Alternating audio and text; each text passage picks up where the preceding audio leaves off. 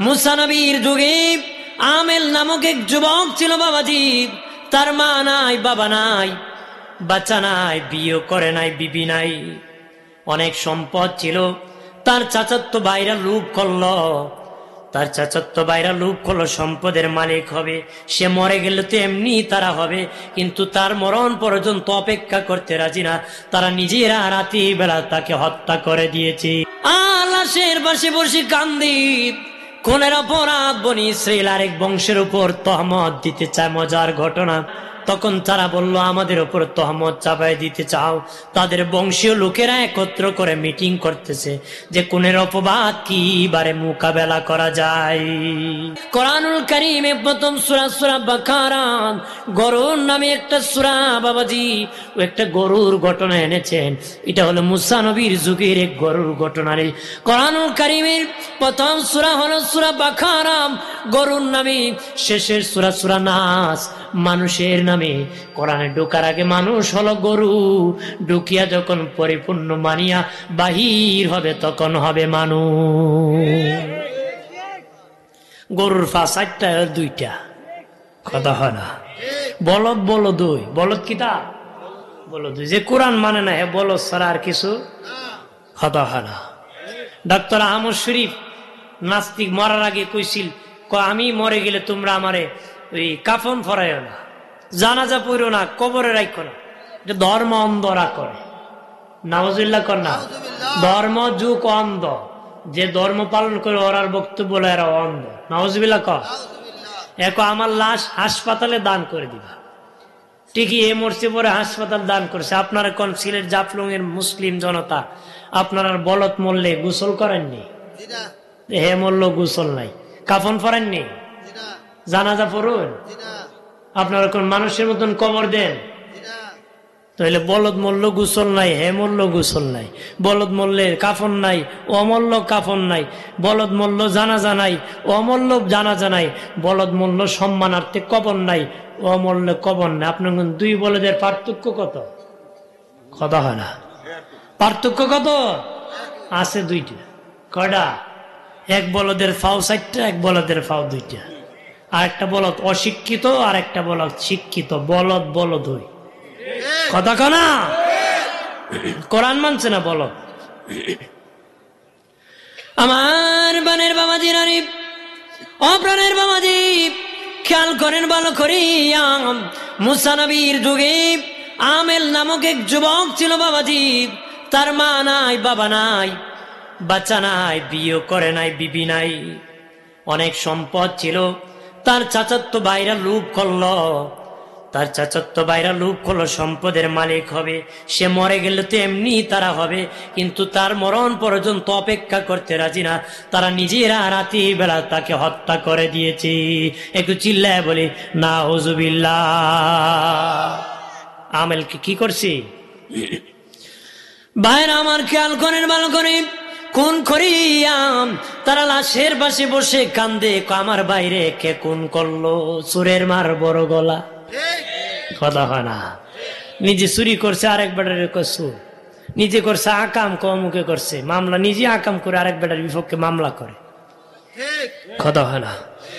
আমেলের চাচাতো ভাইরা নিজেরা কোন করিয়াম লাশের পাশে বসে কান্দি, কোনের অপরাধ বনি ইসরাইল আরেক বংশের উপর তহমত দিতে চায়। মজার ঘটনা, ওই যে সূরা বাকারার গরুর ঘটনা আছে, মজার ঘটনা, মুসা নবীর যুগের ঘটনা রে প্রাণের বাবাজি।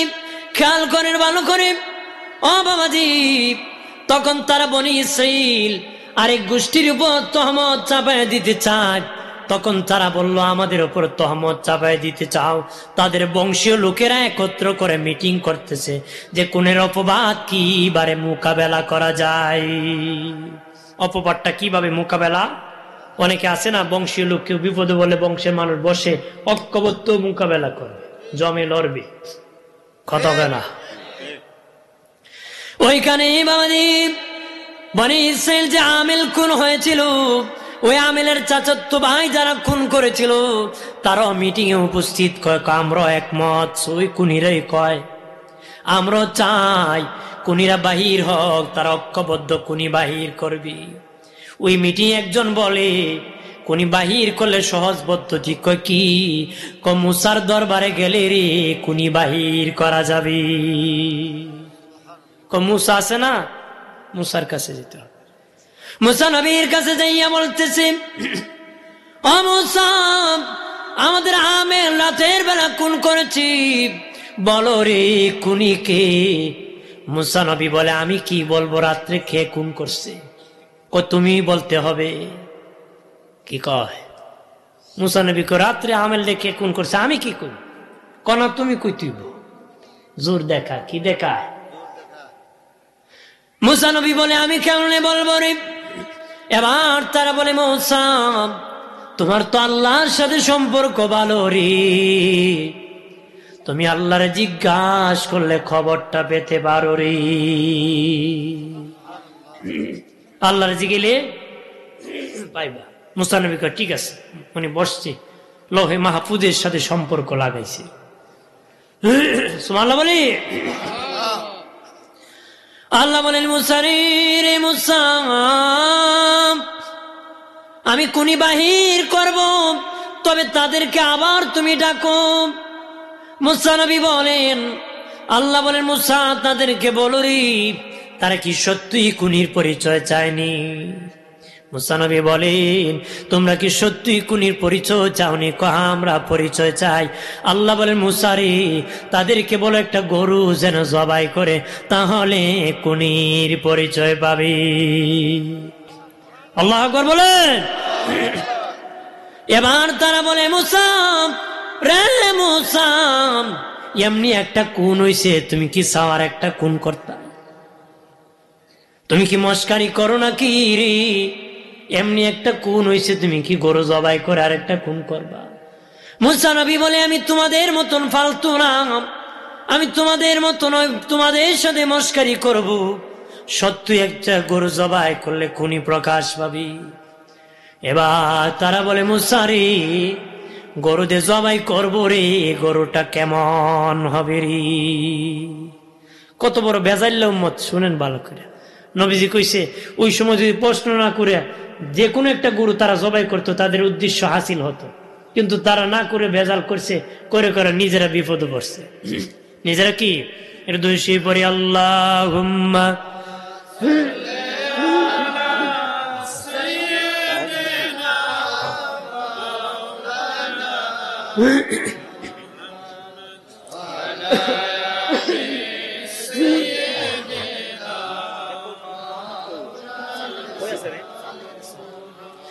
এ দুনিয়া পরে থাকবে, আমরা একদিন থাকবো না। যারে যারে কাঁদবি রে মন, কেউ না চাবি ফিরিয়া। আল্লাহ জবান খুলে মহব্বতে।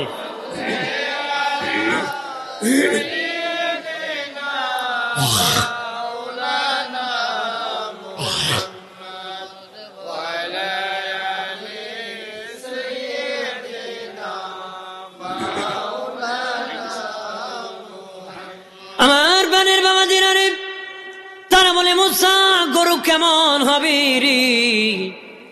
মুসা নবী বলে, আল্লাহ তাদের গরুটা কেমন হবে? আল্লাহ বলেন, মুসা তাদেরকে বলে দাও, ওই গরুর কোনো খুঁত থাকতে পারবে না, কাঁধে ঘাগ থাকতে পারবে না, তার পিঠে দাগ থাকতে পারবে না।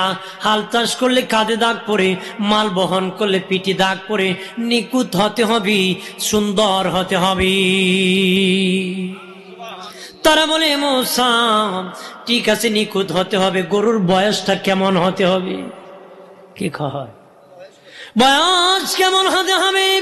মুসা নবী আল্লাহর কাছে বলে, মালিক গরুর বয়স কেমন হবে গো? আল্লাহ তাকে তাদেরকে বলো, বুড়া হবে হলে হবে না, কিশোরী হলে হবে না, পূর্ণ যৌবনদার হতে হবে। পূর্ণ কি? পূর্ণ যৌবনদার। একটা গাভী কখন হয়? বাবাজি কিতাবে লিখেছি, একটা গাভী দ্বিতীয় নম্বর বাচ্চা যখন দেয়, তখন তার পূর্ণ শক্তি হয়। এই জন্য দ্বিতীয় বাচ্চার সময় দুধও বেশি দেয় গরু। কি দে? অর্থাৎ একটা গরুর সবচেয়ে শক্তির সময় হলো 2 নম্বর বাচ্চা যখন দেয়। ক নম্বর? আল্লাহ বলেন মুসারে বলে দাও, মুসা বলে দাও যৌবন বয়সে হতে হবে। এবার তারা বলে মুসা গরুর রং কেমন হবে রে, গরুর রংটা কেমন হবে? আল্লাহ বলেন মুসারি গরুর রং হলুদ হবে রে, হলুদ হলুদ হবে। মুসা নবী বলেন গরুর রং হলুদ হবে। তারা কয় মুসা হলুদ বুঝলাম, কড়া হলুদ হবে না হালকা হলুদ হবে?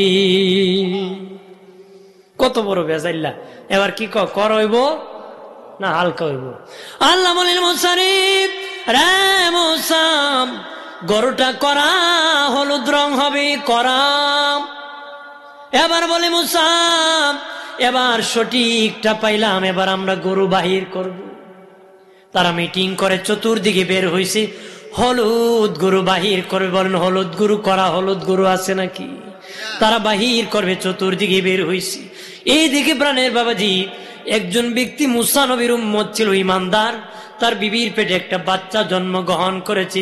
বিবিরে বলে বিবিরি আমি এই জঙ্গলের মধ্যে একটা গরুর বাছুর ছাড়ছি, 18 বছর বয়স যখন আমার ছেলের হবে তখন আমার ছেলের বইল জঙ্গল থেকে গরুটা যেন বাড়িতে আনে।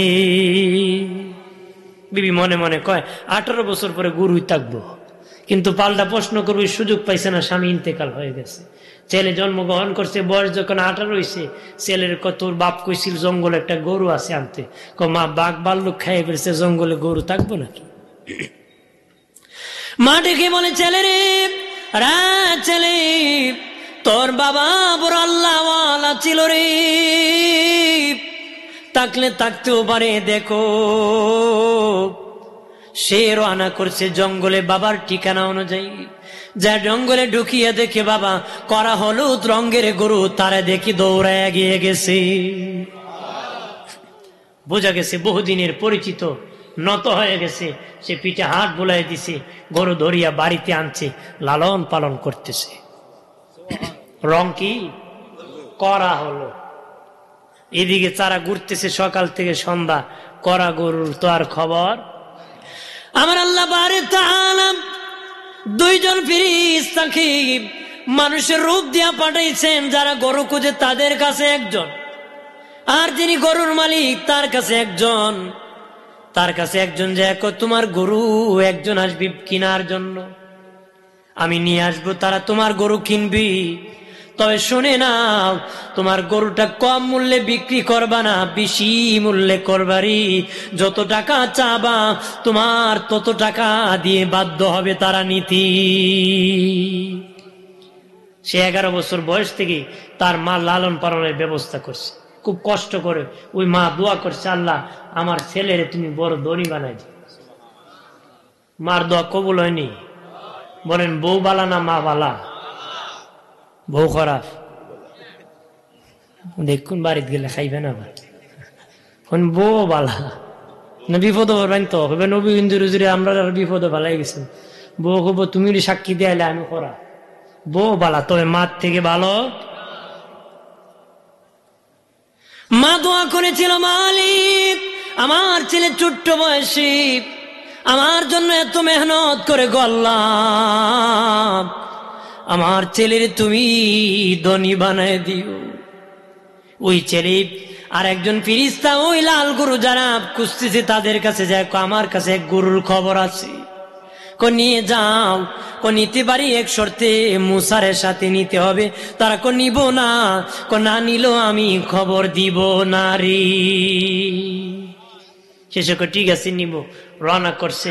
ওই লোক কইছে, ওই চাচা তো দৌড়ছে, যে চাচা কইছে বেশি দামে বিক্রি করছে, ও তো ফিরিস্তা। ডাকে ও চাচা, আঙ্কেল দাঁড়ান। আঙ্কেল কে আর খারিব, ওটা আঙ্কেল না ফিরিস্তা? ফিরিস্তা। ওরা আইসা তোমার গরু দেখি, হুবু মুসার বর্ণনা আর গরু এক। তোমার গরু কিনবো, দাম কত? দাম পরে, জবাই আগে। মারহাবা কন। তারা বলে কিভাবে রে গরুর মালিক, কিভাবে?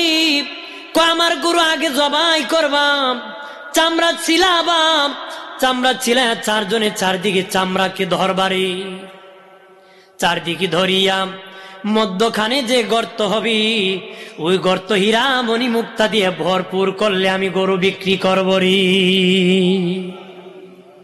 যারা কোন করছিল এরা কয়েকটা গরুর দাম দরকার নেই যাই আমরা, এরা তো কত হইলো ফলাইতো। আর যারা তহমত করছে দাঁড়া কিনবই দাম দিবে, শেষে জবাই করে হীরামণি মুক্ত দিয়ে ভরপুর করে তারা দিছে।